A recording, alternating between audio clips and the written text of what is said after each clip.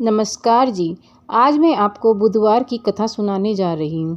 इसको सुनने से घर में सुख समृद्धि आती है। तो चलिए शुरू करते हैं।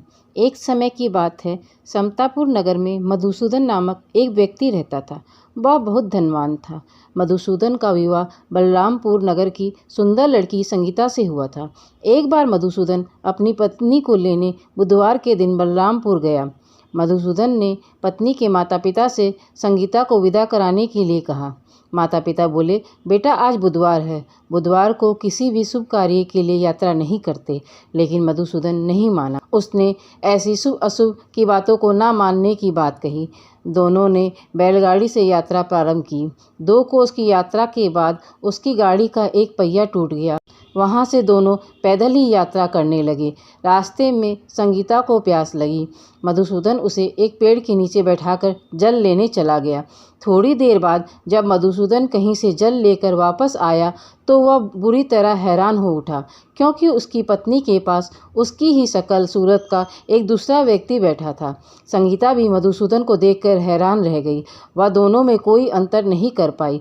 मधुसूदन ने उस व्यक्ति से पूछा, तुम कौन हो और मेरी पत्नी के पास क्यों बैठे हो? मधुसूदन की बात सुनकर उस व्यक्ति ने कहा, अरे भाई, यह मेरी पत्नी संगीता है। मैं अपनी पत्नी को ससुराल से विदा करा कर लाया हूँ। लेकिन तुम कौन हो जो मुझसे ऐसा प्रश्न कर रहे हो? मधुसूदन ने कहा, तुम जरूर कोई चोर या ठग हो। यह मेरी पत्नी संगीता है। मैं इसे पेड़ के नीचे बैठाकर जल लेने गया था।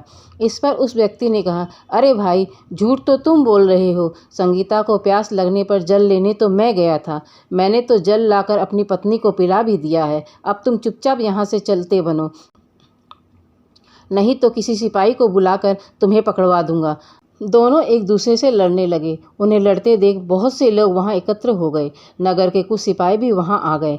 सिपाही उन दोनों को पकड़कर राजा के पास ले गए। सारी कहानी सुनकर राजा भी कोई निर्णय नहीं कर पाया। संगीता भी उन दोनों में से अपने वास्तविक पति को नहीं पहचान पा रही थी। राजा ने दोनों को कारागार में डाल देने के लिए कहा। राजा के फैसले पर असली मधुसूदन भयभीत हो उठा। तभी आकाशवाणी हुई, मधुसूदन, तूने संगीता के माता पिता की बात नहीं मानी और बुधवार के दिन अपनी ससुराल से प्रस्थान किया। यह सब भगवान बुद्धदेव के प्रकोप से हो रहा है।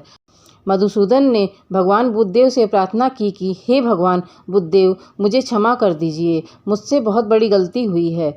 भविष्य में अब कभी बुधवार के दिन यात्रा नहीं करूँगा और सदैव बुधवार को आपका व्रत किया करूँगा।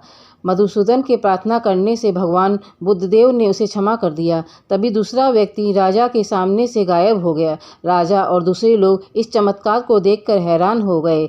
भगवान बुद्धदेव की इस अनुकंपा से राजा ने मधुसूदन और उसकी पत्नी को सम्मानपूर्वक विदा किया।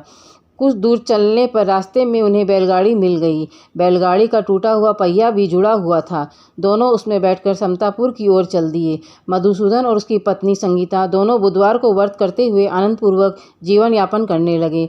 इस तरह भगवान बुद्धदेव की कृपा से उनके यहाँ खुशियाँ बरसने लगी। इस तरह जो स्त्री पुरुष विधिवत बुधवार का व्रत करके व्रत कथा सुनते हैं, भगवान बुद्धदेव उनकी सभी कष्ट दूर करते हैं। बोलो बुद्धदेव की जय।